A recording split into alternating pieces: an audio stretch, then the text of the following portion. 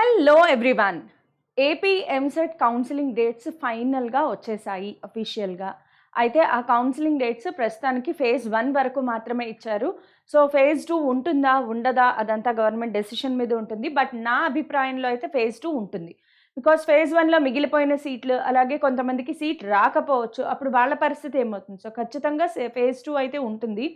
But last 2 years నుంచి phase 3 అయితే conduct చేయట్లేదు. సో ఈసారి కండక్ట్ చేస్తారా లేదా అనేది మళ్ళీ క్వెషన్ మార్క్. సో దానికి గవర్నమెంటే ఆన్సర్ చేయాలి. బట్ ఈ రోజు క్లాస్ ఏంటంటే ఫీ రీఎంబర్స్మెంట్ గురించి చెప్దామని చేశాను. బికాస్ టీఎస్లో లాగా ఏపీలో ఫీ రీఎంబర్స్మెంట్ ఉండదు. సో దీని డీటెయిల్స్ ఏంటి తెలుసుకుందాము. Welcome to Vedantu Telugu channel. This is your master teacher for physics KRD ma'am. టీఎస్లో అయితే ఫుల్ ఫీ రియంబర్స్మెంట్ కొంతమందికే ఉంటుంది, పార్షియల్ ఫీ రియంబర్స్మెంట్ ఇలా ఉంటాయి. కానీ ఏపీలోకి వచ్చేటప్పటికి మనకి 2 స్కీమ్స్ ఉంటాయి. ఒకటి జగనన్న విద్యా దీవెన, రెండోది జగనన్న వసతి దీవెన. సో ర్యాంక్తో సంబంధం లేకుండా, కేటగిరీతో సంబంధం లేకుండా ఈ 2 స్కీమ్లు అప్లై అవుతాయి. కాకపోతే ఈ 2 స్కీమ్లు పొందాలి అంటే కొన్ని కండిషన్స్ సాటిస్ఫై చేయాలి. సో ఆ కండిషన్స్లో ఏ ఒక్కటి మీరు సాటిస్ఫై చేయలేకపోయినా మీకు జేవిడి, జేఎస్డి అనేవి అప్లై కావు, జేవిఎస్ అనేవి అప్లై కావు. అయితే జగనన్న విద్యా దీవెన అనేది కంప్లీట్ ఫీ రీఎంబర్స్మెంట్. మీ కాలేజ్ ఫీజు ఎంతైతే అంత మొత్తం గవర్నమెంటే పే చేస్తుంది. మీకు జాయిన్ అయిన కాలేజ్లో 35,000 ఫీజు ఉంది, 35,000 పర్ ఇయర్ మీకు గవర్నమెంట్ పే చేసేస్తుంది. లేదు మీరు జాయిన్ అయిన కాలేజ్లో 70,000 ఫీజు ఉంది, అయినా గవర్నమెంట్ పే చేస్తుంది.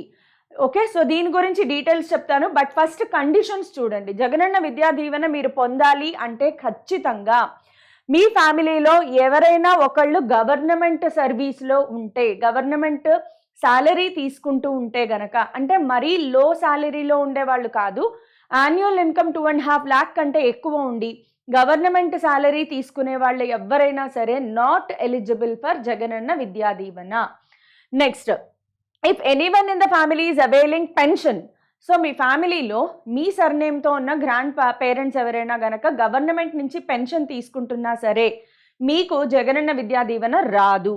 Next, sanctuary workers have exempted. అంటే పూజారులు చర్చ్లో ఉంటారు కదా, వర్షిప్లో ఉండే వాళ్ళకి ఎగ్జెంప్షన్ ఉంది. సో పూజారులు గవర్నమెంట్ వర్కర్స్ అయినా కూడా వాళ్ళకి ఫీ రీఎంబర్స్మెంట్ వస్తుంది, బికాస్ వాళ్ళ శాలరీస్ చాలా తక్కువగా ఉంటాయి కాబట్టి. Next, students polytechnic, ITI, degree లేదా BTech.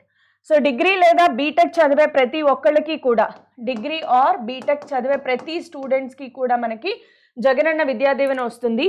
The students must enrol in the following institutions: government or government aided, private colleges affiliated with state universities or boards. దీని మీనింగ్ ఏంటి అంటే you have to get admission.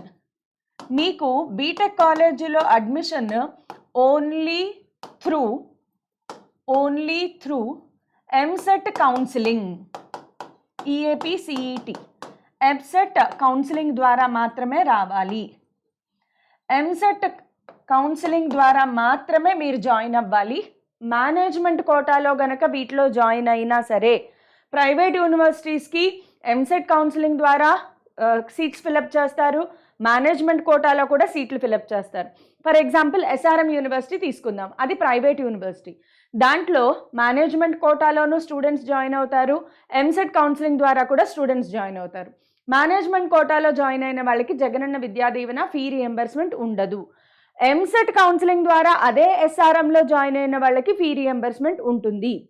Okay, so that is the point.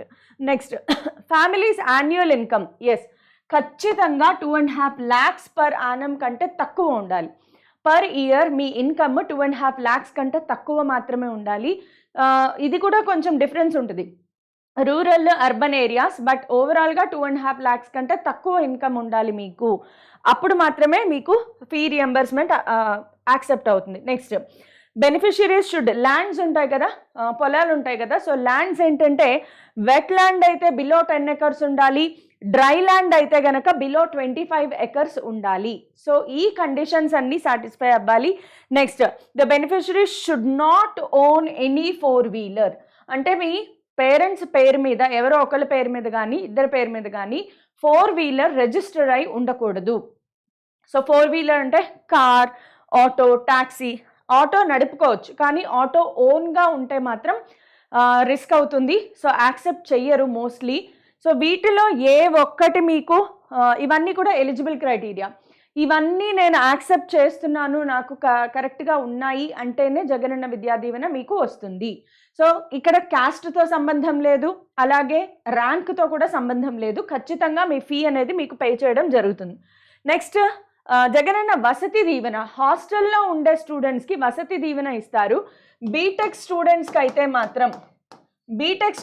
అయితే మాత్రం ఖచ్చితంగా 20,000 per year మాత్రమే pay చేస్తారు. ఇంకా అంతకంటే ఎక్కువ ఉంది మీ హాస్టల్ ఫీ అంటే పే చేయరు.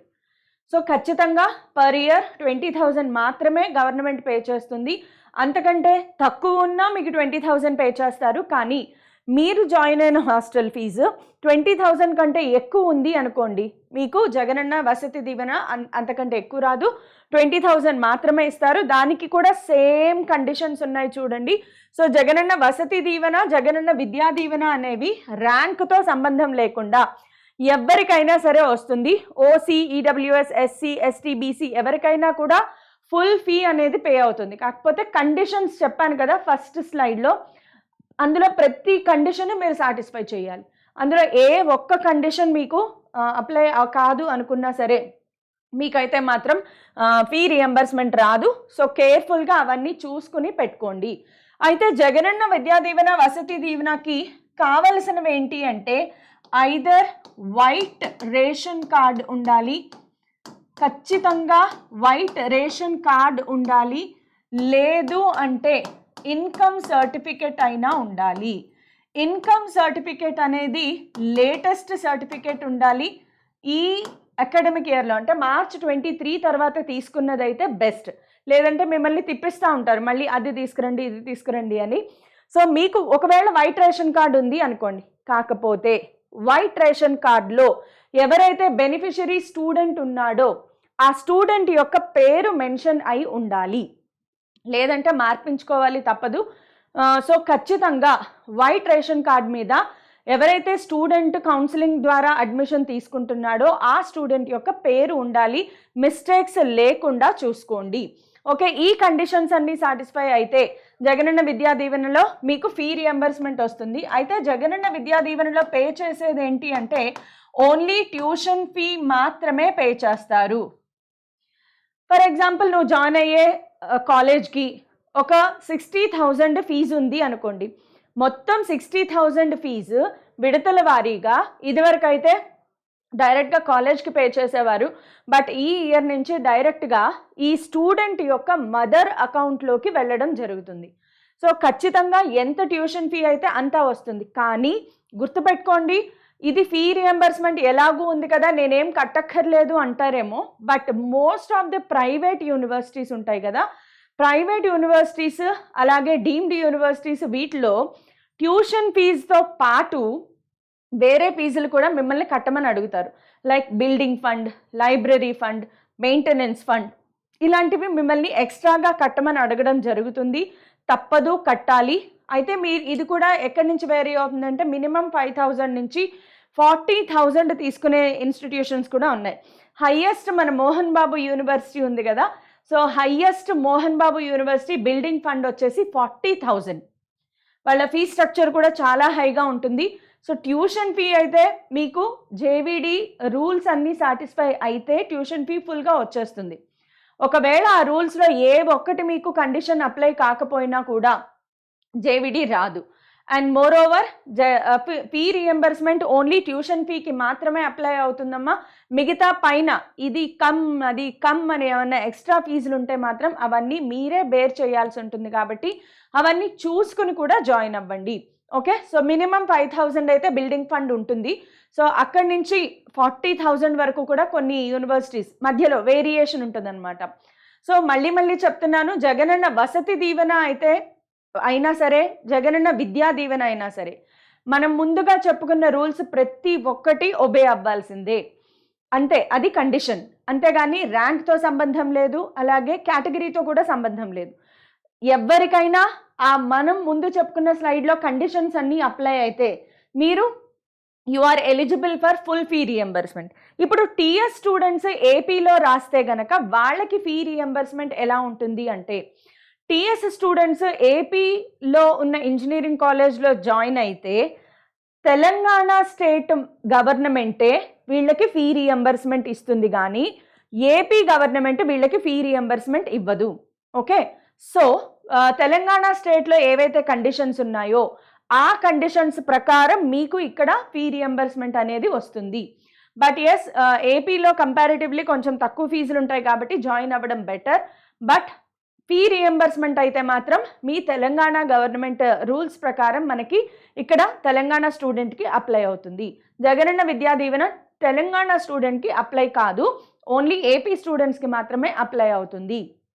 సో ఇది complete information about fee reimbursement. So మళ్ళీ చెప్తున్నాను, కండిషన్స్ సాటిస్ఫై అయితేనే జేవిడి వస్తుంది. అడ్మిషన్ కూడా ఓన్లీ ఎంసెట్ కౌన్సిలింగ్ ద్వారా మాత్రమే మీరు అడ్మిషన్ తీసుకోవాలి. బిఐటి ప్రైవేట్ కాలేజ్ కదా, దాంట్లో నేను మేనేజ్మెంట్ కోటాలో సీట్ తీసుకున్నాను అంటే రాదు. అదే విఐటి కాలేజ్లో ఎంసెట్ కౌన్సిలింగ్ ద్వారా మీరు సీట్ వచ్చింది అంటే మాత్రం మీకు ఫుల్ ఫీ రియంబర్స్మెంట్ వచ్చేస్తుంది. But yes, conditions apply. మొత్తం మనం చెప్పుకున్న కండిషన్స్ అన్నీ అప్లై అయితే కనుక మీకు ఫీ రియంబర్స్మెంట్ వచ్చేస్తుంది. నెక్స్ట్ క్లాస్ నేను ఏపీలో టాప్ ఇంజనీరింగ్ కాలేజెస్, వాటి ఫీ స్ట్రక్చర్ ఎలా ఉంటుంది, డిస్ట్రిక్ట్ వైజ్ టాప్ కాలేజెస్ ఏంటి, ఇవన్నీ డిస్కస్ చేస్తాను. సో మీరు సబ్స్క్రైబ్ చేసుకోండి. ఇంకా ఎవరైనా సబ్స్క్రైబ్ చేసుకోకపోతే వాళ్ళని కూడా సబ్స్క్రైబ్ చేసుకోమనండి. బికాజ్ ఈ పీరియడ్ ఆఫ్ టైంలో మనం ఇచ్చే ఇన్ఫర్మేషన్ ఏదైతే ఉంటుందో ఇది ప్రతి స్టూడెంట్కి చాలా ఇంపార్టెంట్. సో వాళ్ళకి కొన్ని విషయాలు తెలుస్తాయి, కొన్ని విషయాలు తెలియవు. సో ఆ ఇన్ఫర్మేషన్ వాళ్ళకి కావాలి అంటే మీరు షేర్ చేయడం ద్వారా ఎక్కువ మందికి రీచ్ అవుతుంది. అలాగే లైక్ చేసేయండి అండ్ సబ్స్క్రైబ్ చేసుకోండి. Thank you all.